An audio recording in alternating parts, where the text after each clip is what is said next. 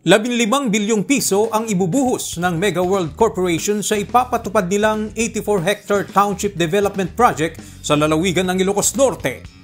Ang proyekto na tatawaging Ilocandia Coast Town ay ipapatayo malapit sa Fort Ilocandia Resort Hotel. Magkakaroon ito ng upscale residential development, shophouse district at town centers. Ang Ilocandia Coast Town ay ang unang venture ng Mega World sa Northern Luzon.